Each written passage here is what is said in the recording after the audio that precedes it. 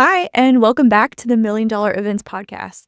This is the place for online leaders to get inspired, connect deeper with their communities, and host better in-person events. Hi, my name is Jami. I'm your host. And today, we're going to talk all about foot traffic for your conference. So grab your favorite water, kombucha, tea, whatever drink you prefer, and let's dive. You guys, we're going to start first with, what is foot traffic? So foot traffic is the path at which your attendees are going to follow to, the different things on your agenda when you're hosting a conference.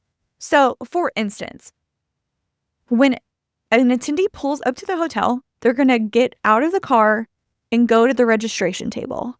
Then they're going to check into their room. So they're going to grab their room key and walk to their room. Now, the foot traffic for the event really starts with where is the registration table? Where's the check-in table? So they can say, hey, I'm here, and grab whatever lanyard or goodie bag or whatever they need to do to say, hey, I'm actually here. Then the process goes from the registration table to the event space, whether that's a networking reception or the conference itself. What's the distance between the two? Are they labeled? And when there's a line at the registration table, does that line block anything? Will there create a bottleneck, which is a point where that middle section where people get stuck, trapped, and confused? Another way to look at foot traffic is from the conference room to breakfast or some sort of break or food. Is there physical space for people to line up functionally and do whatever they need to do without confusion, without long lines, and without really being annoyed at they don't know what's happening right now? So foot traffic is really the path at which the attendee goes through the entire event. Now that we have an understanding, foot traffic is really important because you can really tell when someone has thoughtfully planned out the experience versus someone who's absolutely just winging it. Because what usually ends up happening is the registration table isn't thoughtfully placed. The signage isn't out where it needs to be or big enough or bold enough. And then also what happens is buffets or registration tables block doors. So what that does is it just creates congestion of confusion. Am I in a line? What line am I in? What am I doing right now? How long is this going to take? And when people start asking those questions, it creates negative feelings about the conference itself. And we don't want people to feel negatively about that experience that you're hosting. And usually this is what DIYers really mess up, or people who just hire for production and not for logistics. This is a very key logistics component where so many coaches are just not putting in that effort or paying for that experience because they think they can do it themselves.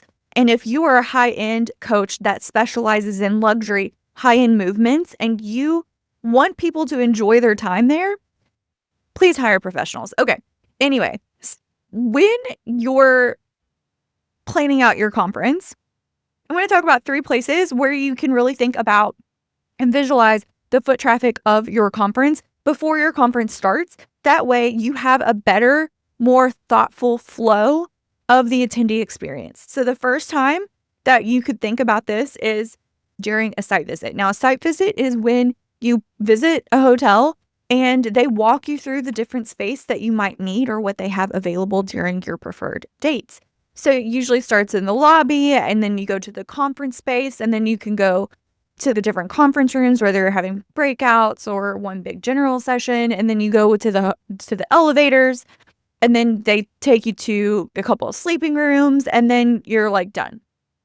While you're doing a site visit, what you should be doing as the planner or leader is, how would my event look in this space? What does my event look like here? And granted, the hotel people will be like, I've placed your registration table here, and we can have buffets here, and this is what this looks like. They should have an idea of what looks best in their property. But then at the same time, you need to be thinking about what looks best for what your vision is at their property. And they might not be the same. There's been a lot of site visits I've performed that I was like, you know what? Nope, we're switching this room. This room is really good with natural light, so we're going to have the meeting space there because people are going to be there the most of the time. And then this room is good for meals because they're only there for an hour and there's no lights or something like that. It could be a placement of the AV, the presentation and stuff like that could also dictate which room.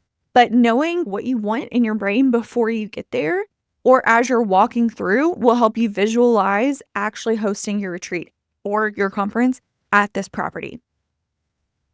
Number 2 is flow based on agenda. So while you're doing a site visit, you're probably not going to have an agenda like thought out. You might have a high level. You should know your transformation and who you're serving, but you might not have the agenda thought out.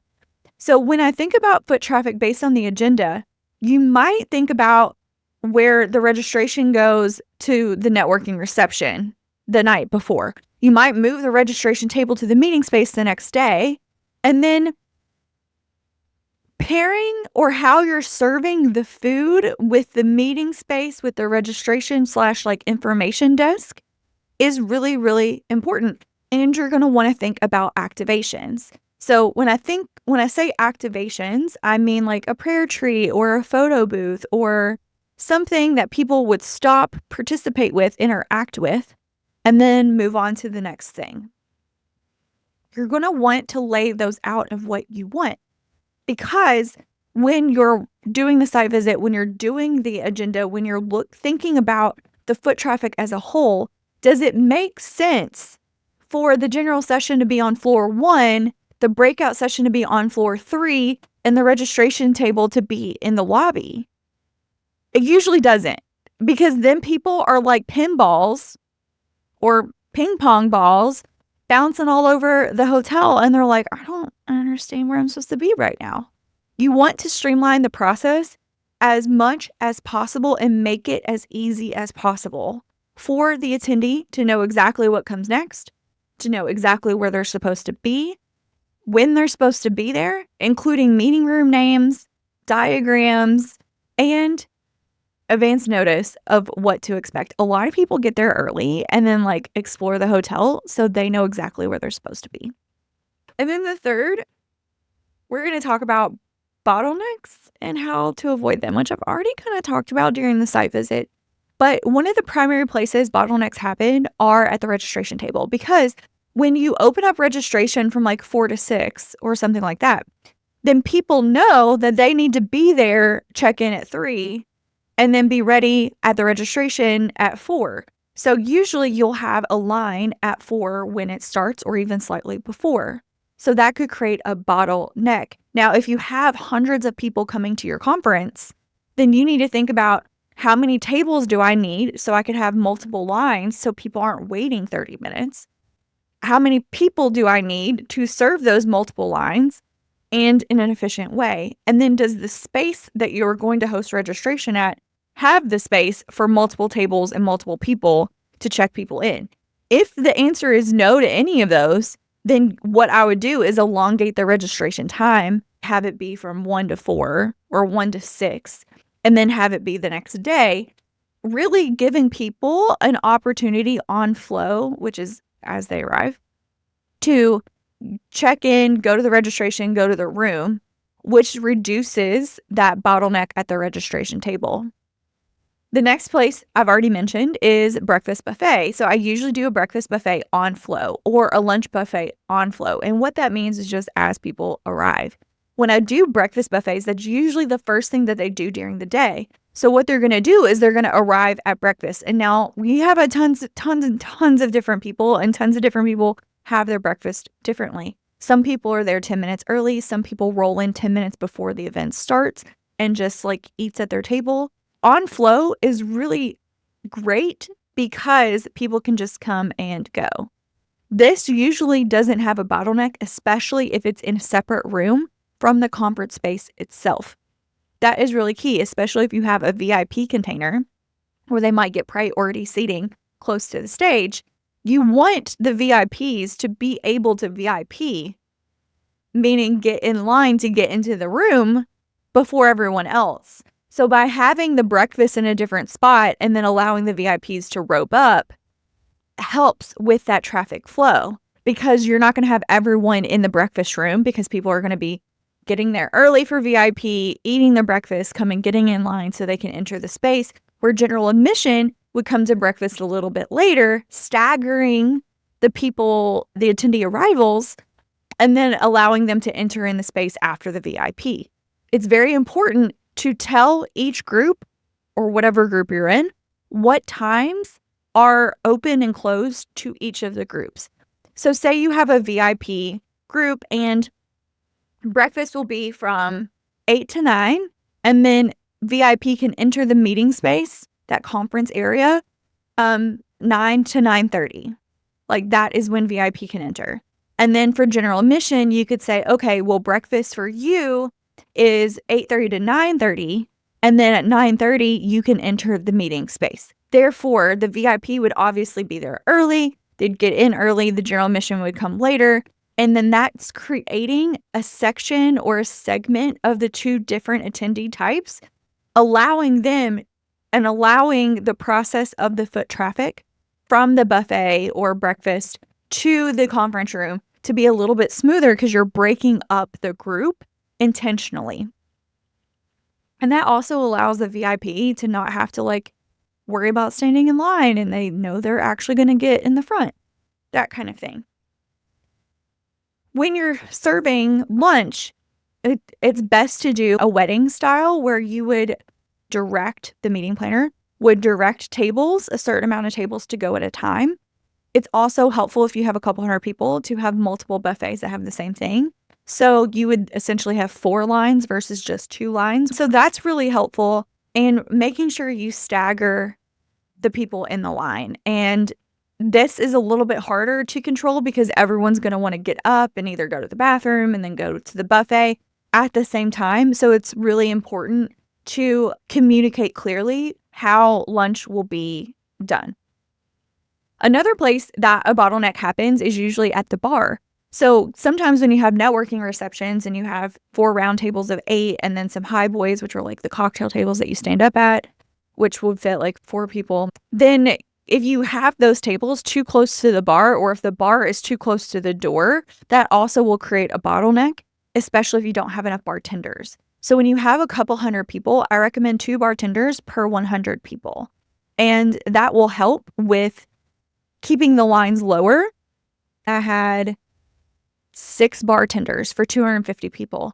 But that kept the line moving. It kept the lines shorter, especially as people arrive. People are going to want to get their free drinks. So they might arrive earlier to be able to get in line to get their drinks. That way, people have options to go to, and it does not back up the doors. It doesn't back into the tables or the buffet or the stage. You're able to best control the foot traffic or the bottlenecks of the people who are seeking beverages.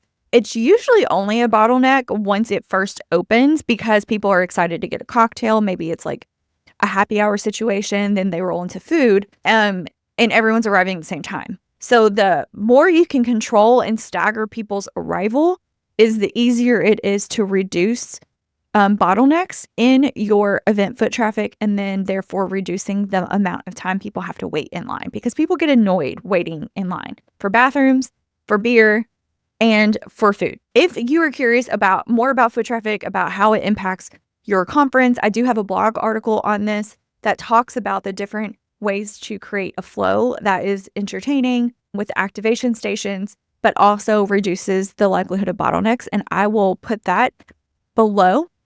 This has been so much fun. Please connect with me on IG. Take a screenshot of this if you've enjoyed it and let me know what you learned today. And then on YouTube, be sure to subscribe. And I'll see you later.